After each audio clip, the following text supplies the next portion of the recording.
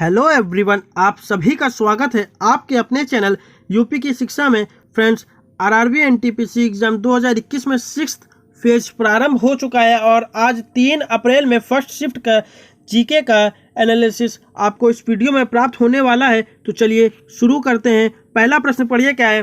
पंचायती राज व्यवस्था किस संविधान संशोधन के तहत लागू की गई थी? तो यह की गई थी 73वें संविधान संशोधन के अंतर्गत लागू की गई थी।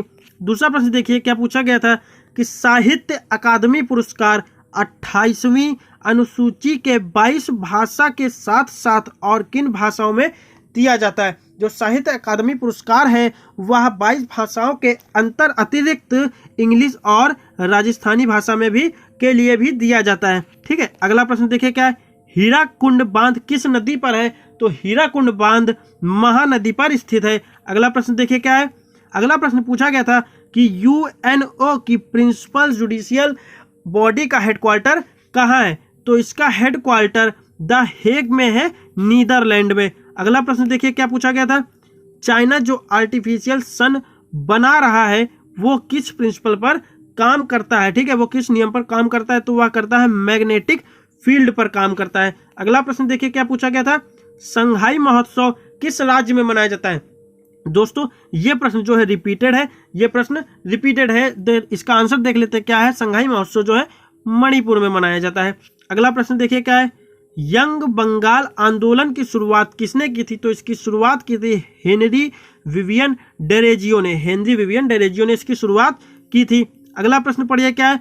प्रधानमंत्री 2021 में इटली के प्रधानमंत्री कौन बनाए गए? मतलब फरवरी 2021 में इटली के प्रधानमंत्री कौन बनाए गए हैं? या करंट अफेयर से रिलेटेड प्रश्न है। और 6th फेज में डेली 6th फेज में फर्स्ट और सेकंड शिफ्ट दोनों में 2021 के करंट अफेयर से रिलेटेड एक प्रश्न जरूर आ रहा है। तो आप मार्च या फरवरी तक करंट अफेयर जरूर पढ़ के जाइए। जिनका एग्जाम अभी बाकी है तो इसका राइट आंसर हो जाएगा मारियो ड्रागी। मारियो ड्रागी। अगला प्रश्न पढ़िए, क्या है? एमएसपी का फुल फॉर्म क्या है? एमएसपी का फुल फॉर्म है मिनिमम सपोर्ट प्राइस। अगला प्रश्न देखिए, क्या है? भारतीय राष्ट्रीय कांग्रेस के प्रथम अध्यक्ष कौन थे? तो प्रथम अध्यक्ष थे WC बनर्जी। अगला प्रश्न देखिए, क्या? एमसीबी का फुल फॉर्म क्या है? फुल फॉर्म से रिलेटेड 2 प्रश्न आ चुके हैं। एक पहला था ये और दूसरा ये हो गया। ठीक है, एमसीबी का फुल फॉर्म हो जाएगा मिनिएचर सर्किट ब्रेकर। अगला प्रश्न देखिए, क्या है? राफेल विमान किस देश से खरीदा गया है? तो ये बहुत ही सिंपल प्रश्न है, या फ्रांस से खरीदा गया है। अगला प्रश्न देखिए, क्या है? 2019 में एजुकेशन एंड सोशल रिफॉर्म में किसे भारत रत्न दिया गया? तो 2019 में एजुकेशन एंड सोशल रिफॉर्म में नानाजी देशमुख को भारत रत्न दिया गया है। अगला प्रश्न देखिए, क्या है? 6th अनुसूची के तहत कौन सा राज्य कंट्रोल नहीं किया जाता है? तो इसमें अरुणाचल प्रदेश कंट्रोल नहीं किया जाता है। अगला प्रश्न देखिए, क्या है?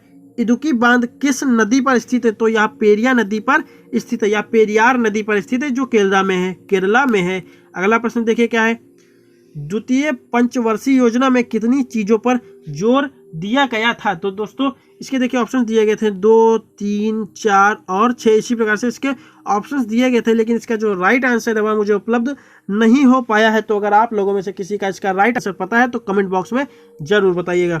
अगला प्रश्न देखते हैं, क्या है? समस्थानिक क्या है? ठीक है, क्या है? तो same atomic number but different mass number. जिन परमाणुओं का परमाणु क्रमांक समान होता है और द्रव्यमान संख्या भिन्न होती है वो समस्थानिक कहलाते हैं। जैसे कार्बन का देखिए 6C12 और 6C14। ठीक है, 6C12 और 6C14। तो देखिए परमाणु क्रमांक समान है लेकिन जो द्रव्यमान संख्या है वो भिन्न भिन्न है, इसलिए ये समस्थानिक हो गया कार्बन का। अगला प्रश्न देखिए, क्या है? सरकारिया आयोग किससे संबंधित है? तो यह केंद्र व राज्य के बीच संबंध रखता है। सरकारिया आयोग जो केंद्र और राज्य के बीच संबंध से संबंधित है। अगला प्रश्न देखिए, क्या है? शाहतूत बांध भारत और किस देश की मदद से बन रहा है? तो यह भारत और अफगानिस्तान की मदद से बन रहा है। अगला प्रश्न देखिए, क्या है? सुंदरवन किससे संबंधित है? तो सुंदरवन मैंग्रोव फॉरेस्ट से संबंधित है। अगला प्रश्न पढ़िए, क्या है? कौन सी जल डमरू प्रशांत महासागर और आर्कटिक महासागर को जोड़ती है? तो इसको जोड़ती है बेरिंग जल डमरू। अगला प्रश्न देखिए, क्या है? मलाला यूसुफजई द्वारा कौन सी बुक लिखी गई? तो इनके द्वारा लिखी गई थी पुस्तक we are displaced, we are displaced. अगला प्रश्न देखिए क्या पूछा गया था कि सीपीयू का कौन सा पार्ट है जो सबसे ज्यादा इंपॉर्टेंट होता है, तो कंट्रोल यूनिट मतलब सीयू एंड मदरबोर्ड, ये दोनों सबसे ज्यादा इंपॉर्टेंट होते हैं। अगला प्रश्न देखिए क्या है, इंटरनेशनल कम्युनिस्ट के लीडर किन्हें माना जाता है, तो एमएन रॉय को माना जाता है। अगला प्रश्न देखिए क्या है, वेस्टर्न एजुकेशन को बढ़ावा देने के लिए किस अंग्रेज ने राजा राम मोहन राय को सपोर्ट किया था, तो दोस्तों स्टूडेंट्स के माध्यम से इसके ऑप्शन नहीं प्राप्त हुए हैं मुझे, तो जब इसके ऑप्शन नहीं प्राप्त हुए हैं तो इसका आंसर मुझे भी नहीं प्राप्त हुआ है। तो दोस्तों अगर आपको इसका आंसर पता हो जिस किसी को भी, वो कमेंट बॉक्स में इसका आंसर जरूर कमेंट करें। तो अगला प्रश्न देखते हैं क्या है। अगला प्रश्न पूछा गया था यूएन मानवाधिकार आयोग की स्थापना कब हुई, तो यह देखिए पूरा डेट पूछ लिया है, तो यह हुई थी 15 मार्च 2006 को। ठीक है, 15 मार्च 2006 को। अगला प्रश्न देखिए क्या है, right to information act parliament से कब पास हुई और कब राष्ट्रपति की मुहर लगी, तो यह जून 2005 में ही पार्लियामेंट से पास हुई थी और जून 2005 में ही राष्ट्रपति की मुहर लगी थी। तो फ्रेंड्स आप लोगों के माध्यम से मुझे आरआरबी एनटीपीसी 3 अप्रैल के फर्स्ट शिफ्ट के जीके के इतने ही प्रश्न प्राप्त हुए थे जिनका मैंने आपको 100% बिल्कुल रियल एनालिसिस करवा दिया है। तो दोस्तों अगर हमारी वीडियो पसंद आई हो तो वीडियो को लाइक जरूर करें, साथ ही साथ अपने दोस्तों में शेयर जरूर करें, जिससे जिनका एग्जाम बाकी है वो इस वीडियो को पूरी तौर से देख सके और इस वीडियो का कुछ वो लाभ उठा सके। और अगर हमारे चैनल पर नए हैं तो चैनल को सब्सक्राइब करके उस बेल घंटे आइकन को जरूर दबा दीजिए और ऑल पर सेलेक्ट कर दीजिए, जिससे मेरी वीडियो की नोटिफिकेशन आपको सबसे पहले मिल जाएगी। तब तक के लिए जय हिंद, जय भारत।